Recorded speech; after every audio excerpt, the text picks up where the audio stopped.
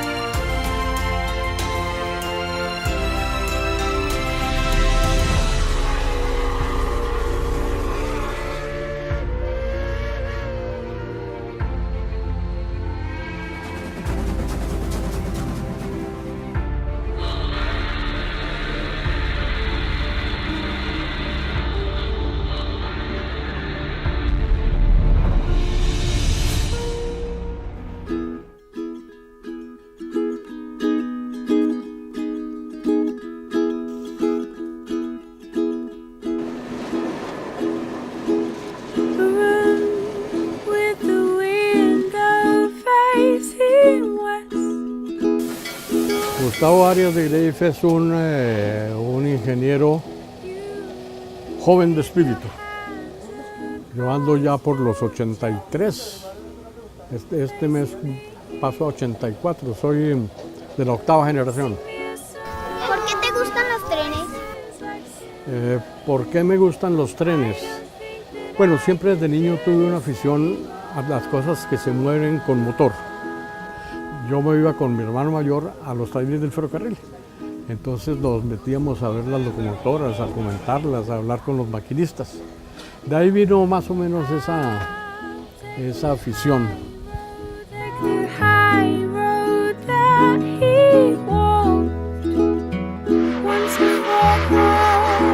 Dio la casualidad que al regresar a Colombia, después de hacer estos estudios, un primo había entrado a trabajar a los ferrocarriles como director general de talleres. Yo estaba recién graduado, tal vez la única ventaja que tenía sobre cualquier otro ingeniero era, pues, hablaba inglés. Entonces entré a ferrocarriles y precisamente por hablar inglés me asignaron el mantenimiento de unas locomotoras nuevas que acababan de llegar, que eran las locomotoras diésel. Las anteriores pues eran las tradicionales de vapor.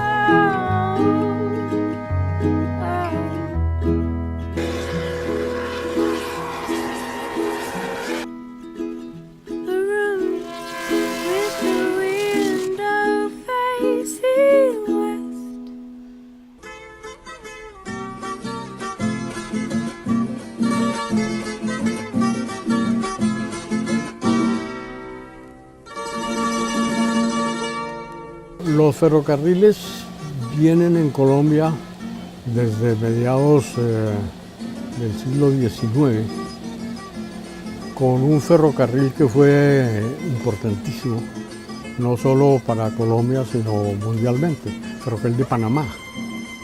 El ferrocarril de Panamá fue el primer ferrocarril que hubo en Colombia. Fue construido por americanos y ese ferrocarril fue pues una empresa supremamente exitosa.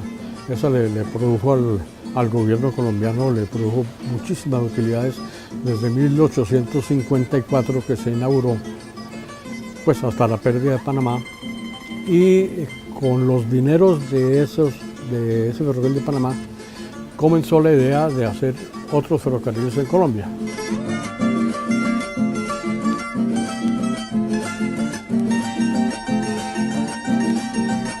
Idea que viene, dijéramos, muy atada a las circunstancias políticas del país en ese momento. Colombia era un país de estados soberanos, incluso se llamaba Estados Unidos de Colombia. Antioquia, Cundinamarca, el Cauca, Bolívar, eran estados casi autónomos con una gran capacidad de decisión. Estos estados vieron muy pronto la necesidad de ¿qué? De comunicarse o con el mar para propiciar sus exportaciones e importaciones, o con el río Magdalena, que era la arteria del país.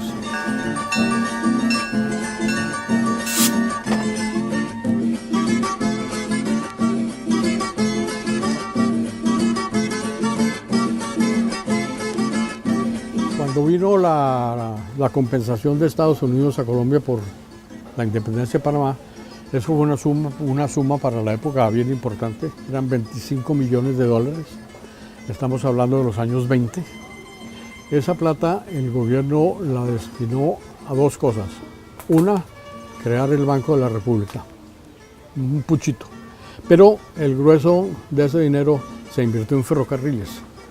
Entonces, entre 1924-25 y la crisis mundial de 1929, hubo un gran auge de ferrocarriles y se construyeron muchísimas líneas.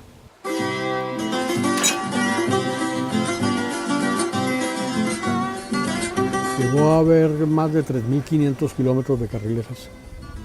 Cuando se hizo el ferrocarril Atlántico, que fue la última construcción importante, que se inauguró en 1961, ese ferrocarril que se construyó de La Dorada hasta Fundación, unió el ferrocarril de Antioquia con el de Girardot, con el de Cundinamarca, con el de Puerto Wilches a Bucaramanga y con el de Santa Marta a Fundación. Entonces esa es la que se llama red, pero no es una red lógica, ni era la red que el país necesitaba, porque de todas maneras para ir de Bogotá a Buenaventura, que es el principal puerto del país, tocaba dar la vuelta por Medellín.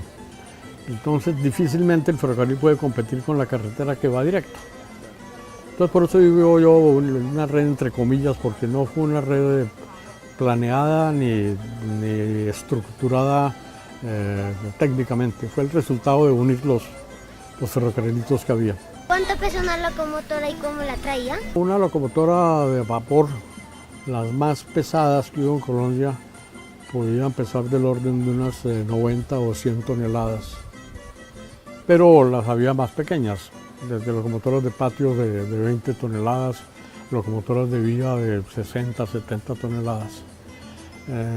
La locomotora de vapor, que pues es el resultado de la máquina de vapor, fue la que contribuyó a la revolución industrial.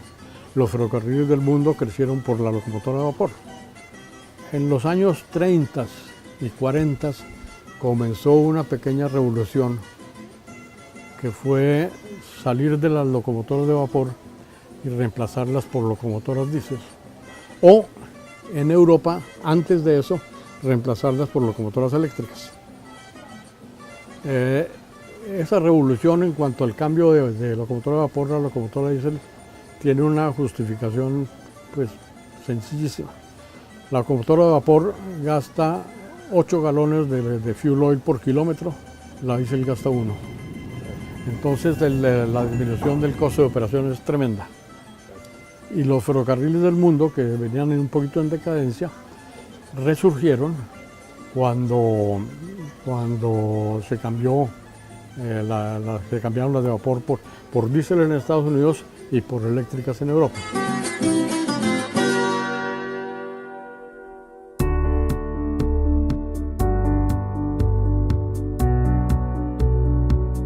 La separación entre los rieles es lo que los ferroviarios llaman la trocha. La más común en el mundo es de 1,43 metros y de ese ancho de carrilera hay más o menos el 70% de las líneas del mundo. La trocha estándar tiene un problema, no se pueden hacer curvas muy forzadas. Hubo toda una generación de ingenieros de ferrocarriles colombianos. El primer ferrocarril fue hecho por alemanes, el ferrocarril de Barranquilla, fue hecho por unas firmas alemanas. El ferrocarril de Cartagena fue hecho por firmas americanas, el ferrocarril de Santa Marta por ingleses. Y aquí en el interior del país tenemos que Girardot fue trazada por ingleses. Cundinamarca fue trazado, que Cundinamarca es en Bogotá, Puerto Salgar, fue trazado por colombianos. Y hubo un ingeniero muy connotado, muy famoso, que era un cubano que se llamaba Francisco Javier Cisneros. Cisneros había trabajado con ingleses en Perú. El Ferrocarril de Antioquia le dio ese primer contrato para el ferrocarril Puerto Berrío-Medellín y él comenzó a construirlo y de hecho fue lo único que construyó en Colombia, desde Puerto Berrío a La Malena, en la parte plana, 47 kilómetros. Como Cisneros adquirió fama y pues seguramente era una persona de mucho mundo, también le dieron contratos para trabajar en el ferrocarril de Girardot y durante un tiempo trabajó en la parte plana entre Girardot y Tocaima y Apulo y trabajó en el ferrocarril del Cauca, también en la parte plana entre Buenaventura y Córdoba.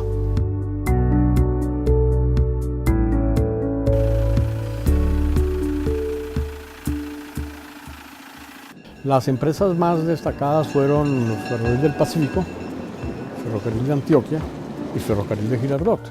El ferrocarril de Girardot se terminó entre Bogotá y Faca, permitió el enlace con Bogotá a través del de la Sabana y fue una empresa supremamente rentable y productiva.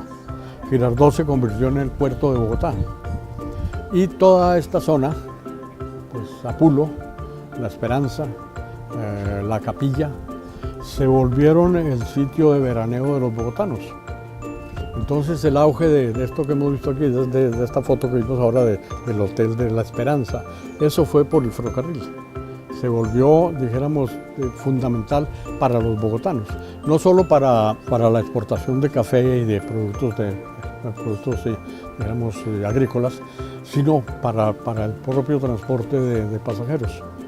Eso dio origen pues, a todas las fincas de recreo que existen hoy en día en toda esta zona. ¿Alguna vez has viajado en un tren muy grande? Había un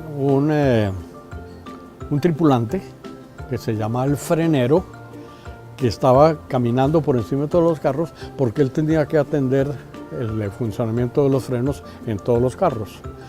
Y en las bajadas tenía que aplicarle a cada carro una cierta presión de aire para que fuera un poquito frenado, como uno cuando pone segunda para bajar. Él tenía que hacer eso en todos los carros del tren, entonces tenía que pasarse por encima. Lo que sí hice mucho y muchísimas veces fue viajar en la plataforma de la locomotora en la parte de adelante.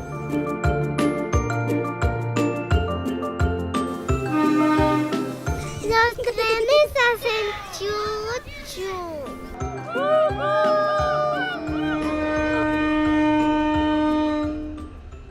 Recuerdo el primer viaje, yo hice el viaje en el primer tren de carga que salió de Santa Marta cuando se inauguró el Ferrocarril Atlántico. El ferrocarril se inauguró el 31 de julio del 61. Ahí pues estuvo el presidente y cantidades de personas. ¿Qué presidente era? Era Alberto Lleras. Echó sus discursos, todas esas cosas, y se formó un tren que el presidente lo despidió con todo eso.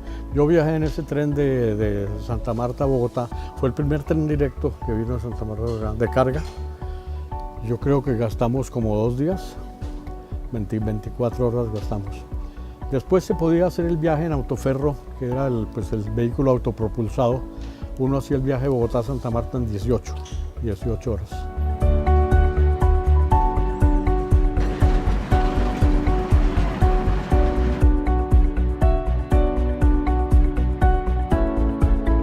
El futuro de los trenes puede ser brillante si cambiamos un poco la mentalidad y entendemos para qué sirve un ferrocarril.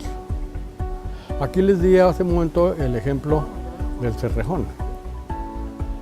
10.000 caballos de potencia arrastran 100.000 toneladas de carga. Un camión muchísimo menos, 350 caballos, 35 toneladas. El ferrocarril mueve con un caballo de fuerza, mueve 1 tonelada. El camión necesita 10. Como usan el mismo combustible, en teoría el camión consume 10 veces más y cuesta la operación pues, proporcionalmente.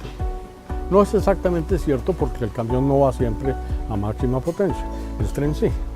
Pero bueno, no son 10 la diferencia, son 5. El ferrocarril es 5 veces más eficiente. Los costos de operación son 5 veces menores que los del camión. Un tren de esas 3 locomotoras de Cerrejón con 100 carros lo maneja una persona. Desde la primera locomotora se controlan las otras, funcionan automáticamente, se llama operación en múltiple. Si yo acelero la primera locomotora, las demás aceleran. Si freno, las otras frenan. De que un maquinista mueve 100.000 toneladas. El camión necesita por lo menos un chofer para 300 toneladas.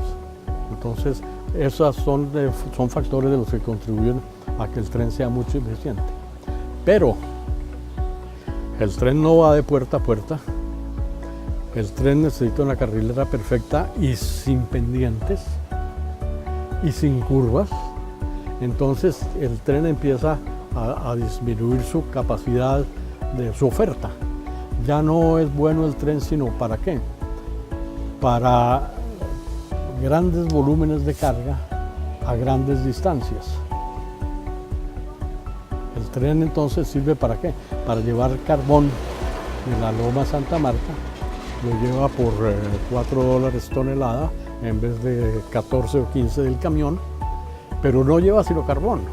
Y el tren nunca lo desarman, es el mismo tren, las mismas 3 locomotoras, los mismos carros que van y vuelven, que cargan andando, que descargan andando. Entonces para eso sirve el ferrocarril. Y en Colombia, de los ferrocarriles que existieron y que uno o los periodistas dicen que hay que rehabilitar, podrían rehabilitarse, la única línea que realmente serviría en larga distancia es volver a reconstruir de Neiva a Chiriguaná y empatar con el ferrocarril de Carbonero de la Loma Santa Marta. Eso es perfectamente plano, eso tiene curvas amplias, solo hay un pasito malo en Gualanday, pero se puede rectificar, que tiene pendiente alta. Y sirve también el tramo de ferrocarril que existió entre Popayán y La Felisa. Lo demás no sirve. Y lo demás no sirve y es inútil gastarle dinero a reconstruir las líneas de montaña. Hay que hacer ferrocarriles nuevos, de trocha estándar, con túneles, con puentes, sin pendientes. Y eso vale plata.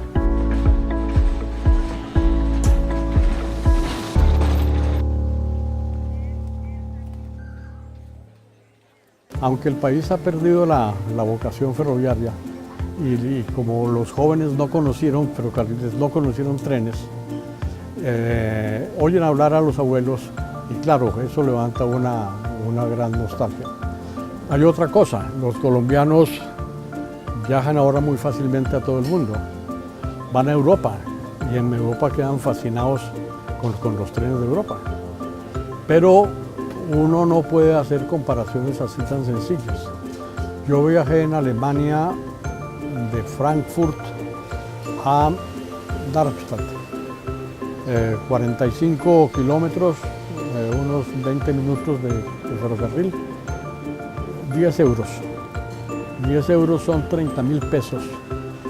¿Quién en Colombia puede pagar 30.000 pesos para ir de Zipaquirá a Bogotá? Esos mismos 45 kilómetros, nadie. Y como la teoría del gobierno es que esas inversiones tienen que ser privadas, esas inversiones nunca se van a hacer. Es decir, hacer un ferrocarril tan bueno como los de España o los de Alemania o los de Francia cuesta mucho dinero y las tarifas van a ser muy altas.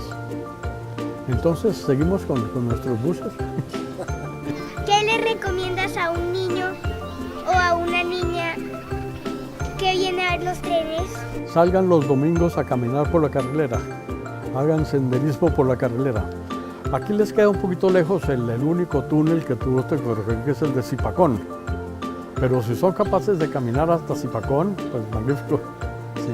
Pueden ver una cosa muy curiosa, tal vez ya no existe la carrilera, que es la manera como el ferrocarril logró subir una loma muy alta en La Esperanza. Es decir, era muy difícil hacer una carrilera que diera una revuelta y diera otra revuelta para remontar la montaña. Lo que se optó fue por hacer lo que se llama un switchback. El tren llega, se devuelve en reverso y vuelve a ordenar para adelante. Y la carrilera no es una revuelta o dos revueltas muy amplias, sino una Z. Fue el único que hubo en Colombia, pero aún hoy en día sin carrilera es digno de verse.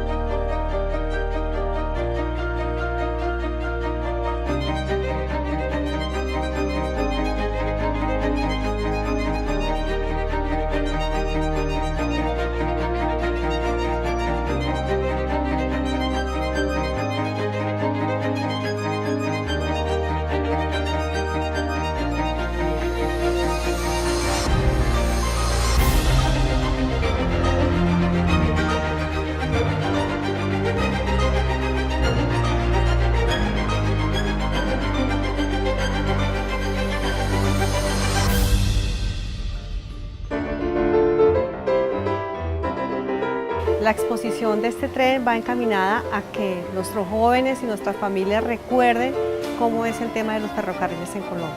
Muchos de ellos no saben siquiera que existen. Sitios como San Antonio de Anapoima y Apulo, donde podemos ver todo este montaje que hay de los ferrocarriles. Invitamos a todos nuestros socios, sus familias y sus amigos para que vengan a visitar este proyecto que es muy lindo, les va a encantar.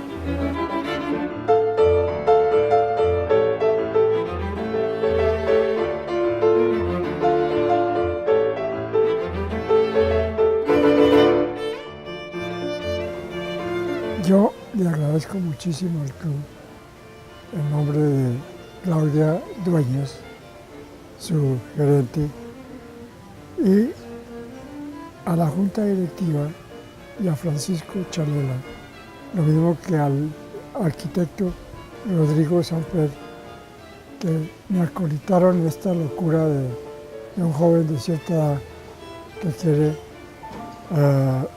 poner su granito de arena para una cosa que nos llenaron de alegría cuando éramos muy jóvenes, con los ferrocarriles y trenes.